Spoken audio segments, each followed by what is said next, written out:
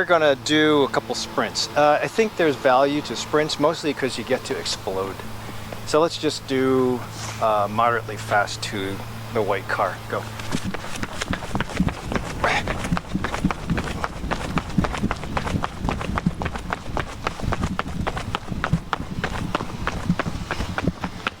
So walk back.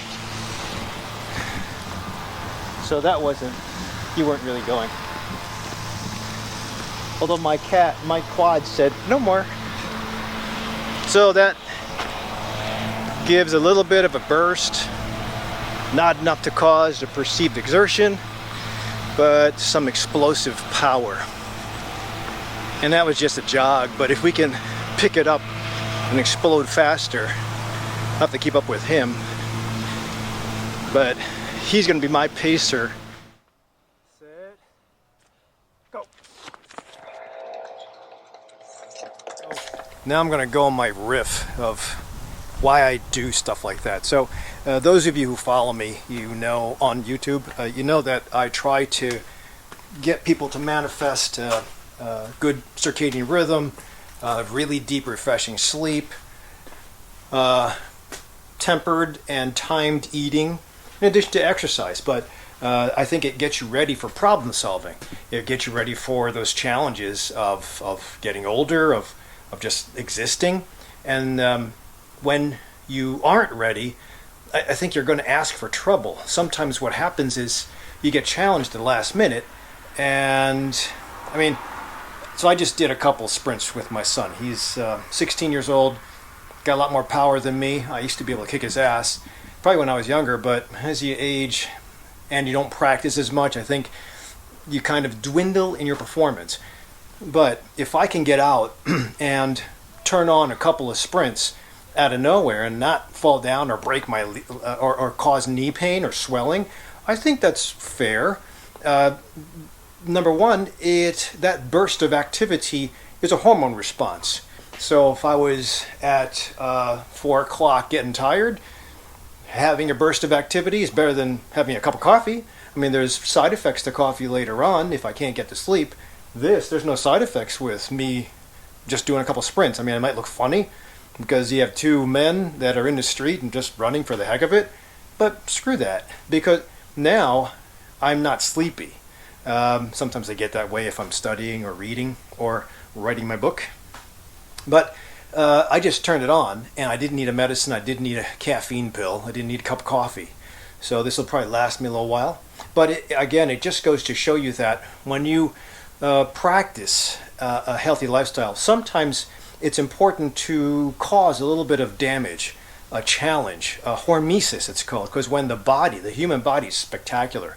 When you push it a little bit, it will respond in a good way to, number one, remember what the challenge was, whether it was a bad challenge or a good challenge or an exciting challenge. Dopamine is being released. That's kind of cool. And it's still good weather, so I'm going to remember that. And I'm going to ask my son to do it a couple more times if he doesn't mind, and or then why not? So number one, it gets me ready for if I'm going to do another run or a couple sprints. Number two, it just is a testament that if my heart is ready to just do that at 58, I think my training's pretty decent. And again, if I'm getting to the point of sleepy and I don't do that, then what happens is when the body likes that kind of stuff. The body likes satiety. But if you don't give the body, I think of a Jack Russell Terrier.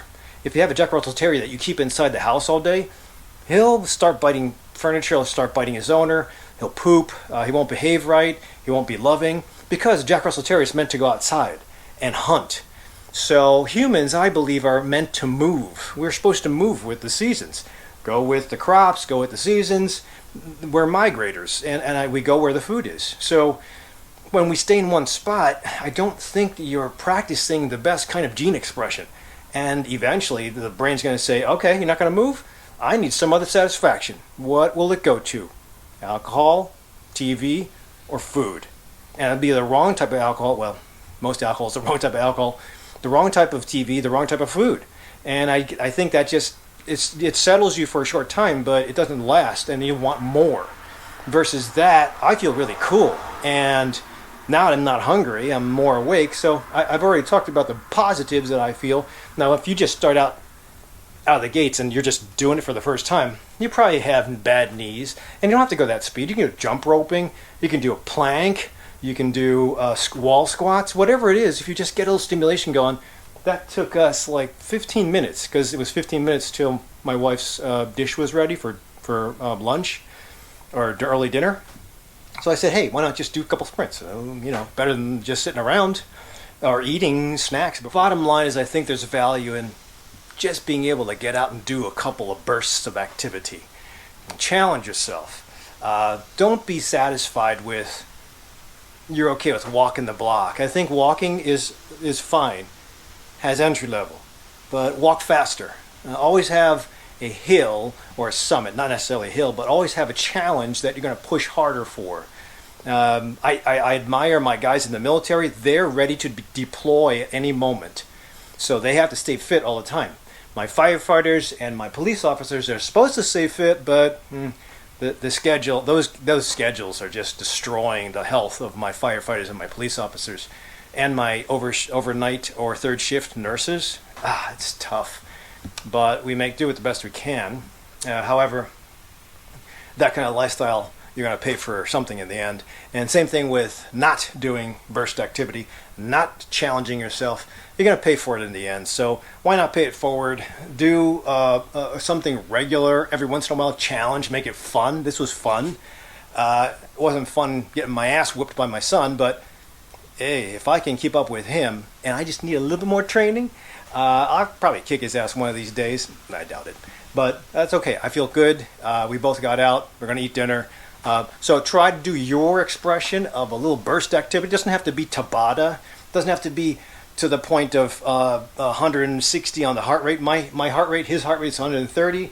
I immediately drop down to like 90 something. So that says something good about the way my heart can tolerate a burst activity. So I'm going to try to balance it out with calming practice in yoga or meditation. But I think it's a nice idea. And I'm privileged that I'm able to do this at this time of year. But if I don't, like as you all know, if I don't keep up with activity, I'll never make it to Everest in 2 years. So I have to keep myself busy. And truly, I want to beat the possibility of heart attack and cancer and stroke. So I'm paying it forward. And I suggest you guys do too. Find your way, do it, and be happy about it.